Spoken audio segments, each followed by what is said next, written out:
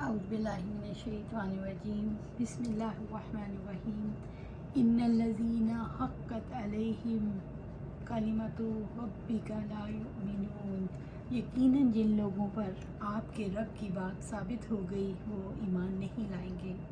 سورۃ یونس آیا 96۔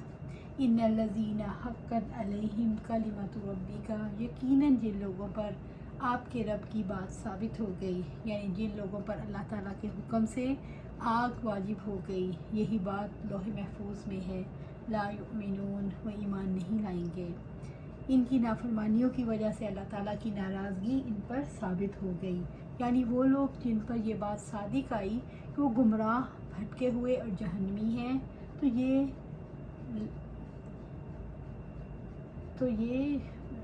تو وہی کچھ کریں گے، یعنی کہ یہ اب یہی کچھ کریں گے کیونکہ اللہ نے ان پر مہر لگا دی جو اللہ تعالیٰ کی قضاء و قدر میں مقدر ہو چکا۔ اگر ان کے پاس ہر قسم کی نشانی اور معجزہ بھی آ جائے تب بھی وہ ایمان نہیں لائیں گے۔ یہ آیات اور معجزات ان کی سرکشی اور گمراہی میں اور اضافہ کرتے ہیں۔ اللہ تعالیٰ نے ان پر ظلم نہیں کیا، بلکہ انہوں نے حق کو جھٹلا کر جب حق ان کے پاس پہلی مرتبہ آیا خود اپنے آپ پر ظلم کیا۔ بس اللہ تعالیٰ نے ان کو یہ سزا دی کہ ان کی دلوں پر، کانوں پر، آنکھوں پر مہر لگا دی۔ ایک انسان سچائی کے دلال مل جانے پر بھی اس پر یقین کیوں نہیں کرتا؟ انسانی نفسیات ہے کہ ایک بار انسان کا ذہن جس رخ پر چل پڑے اس سے کم ہی ہٹتا ہے۔ اسی وجہ سے ایسا نہیں ہوتا کہ انسان دوبارہ حق کی طرف لوٹے، کیونکہ جوں وقت گزرتا ہے اس کی سوچ آگے کا سفر طے کرتی ہے، حتیٰ کہ وہ اس قابل ہی نہیں رہتا کہ حق کی طرف لوٹ جائے۔ وَلَوْ جَاءَتْهُمْ كُلُّ آیَةٍ حَتَّى يَرَوُا الْعَذَابَ الْأَلِیمَ، اگرچہ ان کے پاس ہر نشانی آ جائے یہاں تک کہ وہ دردناک عذاب کو دیکھ لیں۔ سورۃ یونس آیا 97۔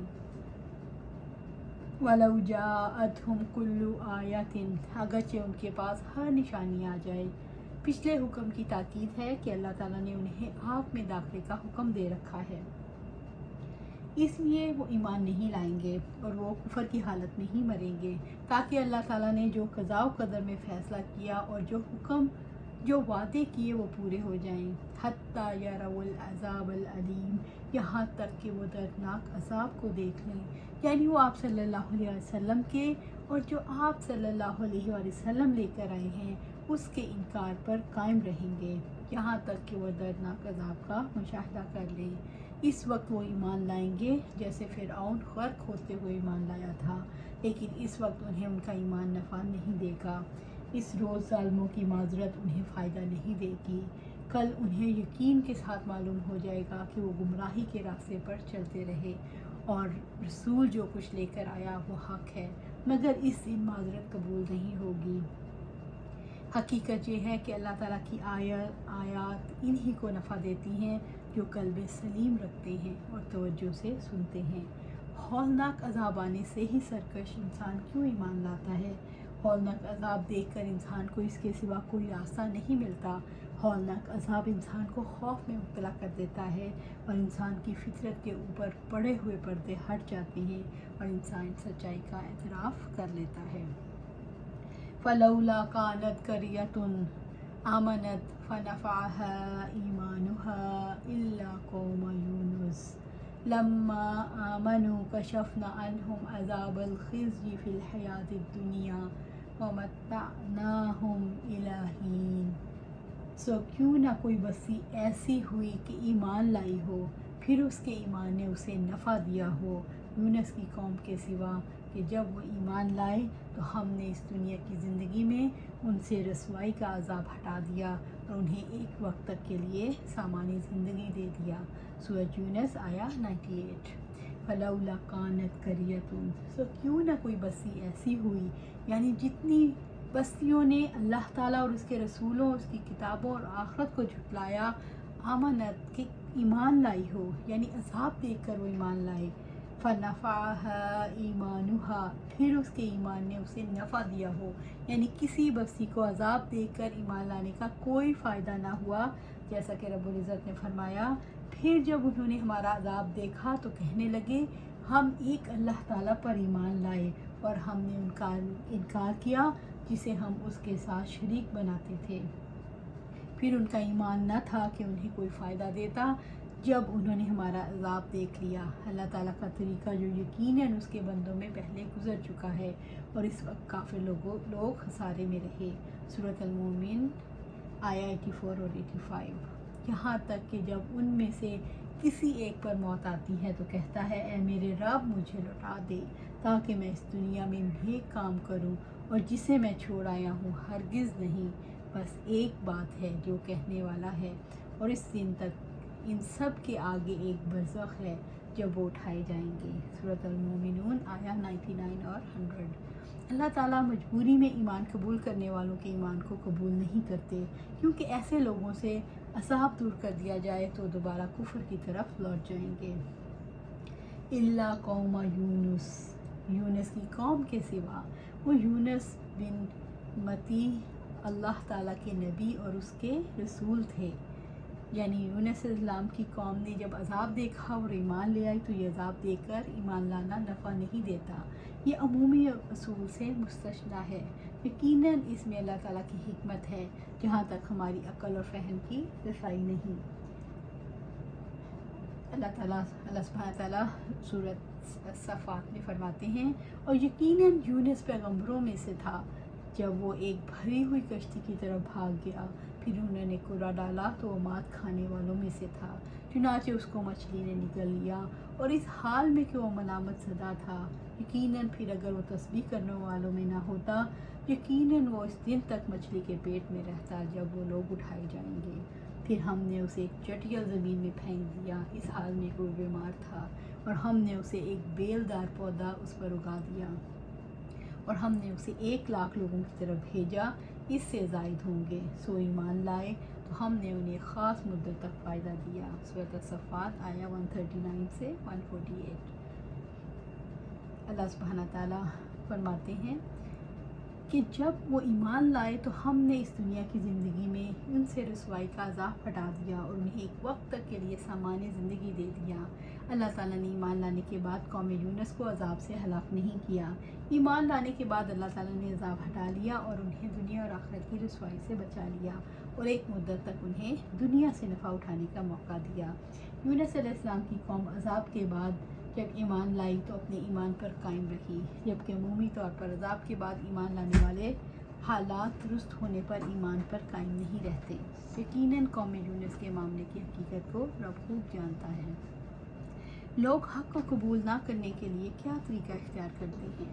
بعض اوقات صاف انکار کر دیتے ہیں، بعض لوگ اپنی خدا پرستی کے لیے اپنے طرز عمل سے دلیلیں دیتے ہیں تاکہ لوگ یہ سمجھیں یہ خدا پرستوں کی مجبوریاں ہیں، حالانکہ ایسے لوگ تعصب میں مبتلا ہوتے ہیں اور دنیا کی مصلحتوں کی خاطر خدا گریز رویہ اختیار کرتے ہیں۔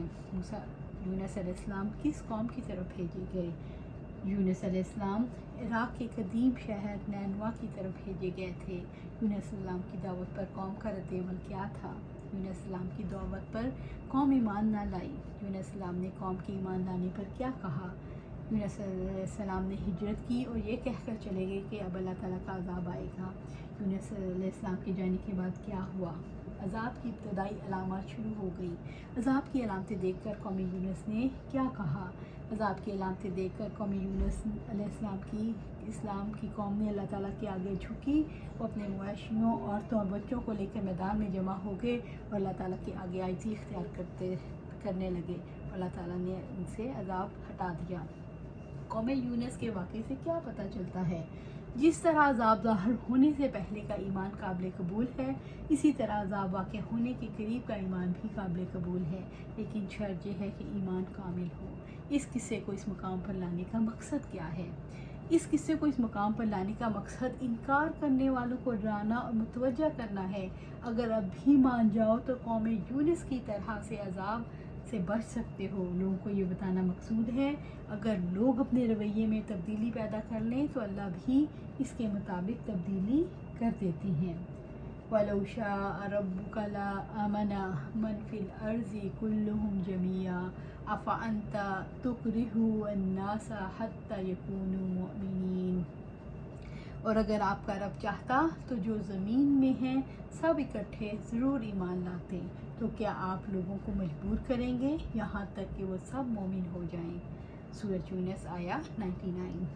اللہ رب العزت نے اپنے نبی محمد صلی اللہ علیہ وآلہ وسلم سے فرمایا، اور اگر آپ کا رب چاہتا تو جو زمین میں ہے سب اکٹھے ضرور ایمان لاتے، یعنی اللہ تعالیٰ ان کے دلوں کو ایمان الہام کر دیتا اور ان کے دلوں کو تقویٰ کے لیے درست کر دیتا۔ اللہ تعالیٰ اسے کرنے کی پوری قدرت رکھتا ہے، مگر اس کی حکمت کا تقاضا یہ ہے کہ ان میں سے بعض لوگ ایمان لائیں اور بعض کافر رہیں۔ افأنت تکرہ الناس حتی یکونوا مؤمنین، تو کیا آپ لوگوں کو مجبور کریں گے یہاں تک کہ وہ سب مومن ہو جائیں؟ یعنی اے محمد صلی اللہ علیہ وسلم، کیا آپ صلی اللہ علیہ وآلہ وسلم لوگوں پر لازم کریں گے کہ وہ ایمان لے آئیں؟ ایمان کے لیے تو مجبور نہیں کیا جا سکتا، کیونکہ ایمان اختیاری معاملہ ہے، جیسا کہ رب العزت نے فرمایا لا اکراہ فی الدین، دین میں کوئی زبردستی نہیں۔ سورۃ البقرہ آیا 256۔ نحن اعلم بما یقولون وما انت علیہم بجبار فذکر بالقرآن من یخاف وعید، ہم اس کو زیادہ جاننے والے ہیں لوگ جو باتیں بناتے ہیں، اور آپ ان پر کوئی جبر کرنے والے نہیں۔ آپ اس قرآن سے اس شخص کو نصیحت کر دو جو میرے عذاب کے وعدے سے ڈرتا ہے۔ سورۃ کاف آیا 45۔ اللہ سبحانہ تعالیٰ نے سورۃ غاشیہ میں فرمایا، بس آپ نصیحت کریں، یقیناً آپ نصیحت کرنے والے ہی ہیں، آپ ان پر ہرگز کوئی مسلط کیے ہوئے نہیں ہیں۔ آیا 21 اور 22۔ اسی طرح سورۃ القصص میں اللہ سبحانہ تعالیٰ فرماتے ہیں، یقیناً آپ جسے چاہیں ہدایت نہیں دے سکتے، مگر اللہ تعالیٰ جسے چاہتا ہے ہدایت دیتا ہے، اور وہ ہدایت پانے والوں کو زیادہ جاننے والا ہے۔ سورۃ القصص آیا 56۔ نبی کا کام تو خوشخبریاں دینا اور ڈراوے دینا ہے، جیسا کہ رب العزت نے فرمایا آپ پر پہنچا دینے کے سوا کچھ نہیں۔ سورۃ الشورى آیا 48۔ نبی ہدایت دینے کی قدرت نہیں رکھتا، ہدایت اللہ کے سوا کسی اور کے اختیار میں نہیں، کسی نبی کی یہ ذمہ داری بھی نہیں کہ وہ لوگوں کو ہدایت دے، جیسا کہ رب العزت نے فرمایا ان کو ہدایت دینا آپ کا ذمہ نہیں ہے، لیکن اللہ تعالیٰ جسے چاہتا ہے ہدایت دیتا ہے۔ سورۃ بقرہ آیا 272۔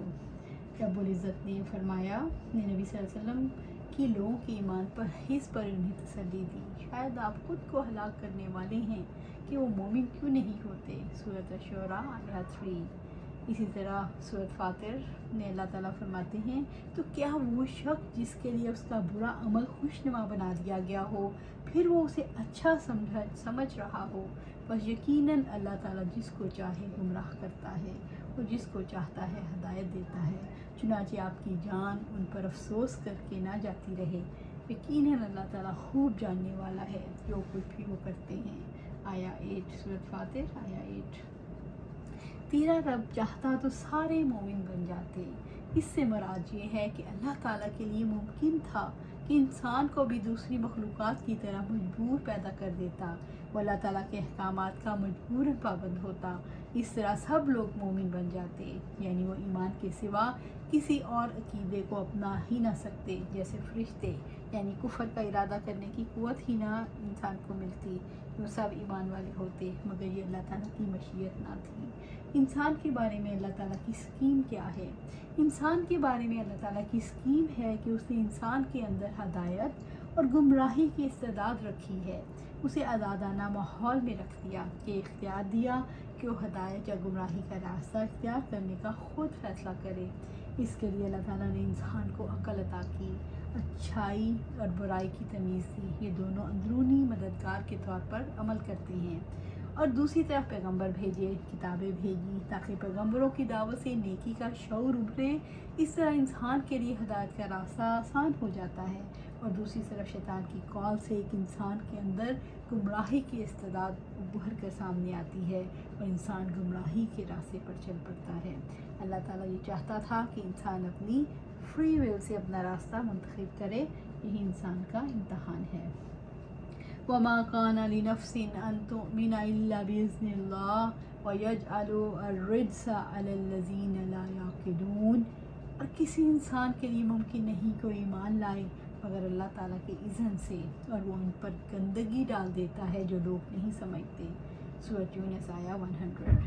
وما کان لنفس ان تؤمن، اور کسی انسان کے لیے ممکن نہیں کوئی ایمان لائے، اللہ تعالیٰ کے اذن، اس کے الہام کے بغیر کوئی ایمان نہیں لا سکتا، الا باذن اللہ، مگر اللہ تعالیٰ کے اذن سے، یعنی اللہ تعالیٰ کے ارادے اور اس کی قضاء و قدر کے مطابق ہی کوئی ایمان لا سکتا ہے، یعنی اللہ تعالیٰ کا ارادہ اور مشیت اور اس کی قدری اور شرعی حکم سے، بس مخلوق میں سے جو اس کے قبول کرنے کے قابل ہوتا ہے تو ایمان اس کے پاس پھلتا پھولتا ہے۔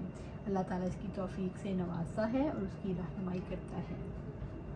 رب العزت نے فرمایا سورۃ ہود، اور اگر آپ کا رب چاہتا تو تمام انسانوں کو یقیناً ایک ہی امت بنا دیتا اور وہ ہمیشہ اختلاف کرنے والے ہی رہیں گے، مگر جن پر آپ کا رب رحم کرے اسی لیے اس نے ان کو پیدا کیا، اور تیرے رب کی وہ بات پوری ہو گئی کہ میں جہنم کو جنوں اور انسانوں سبھی سے ضرور بھر دوں گا۔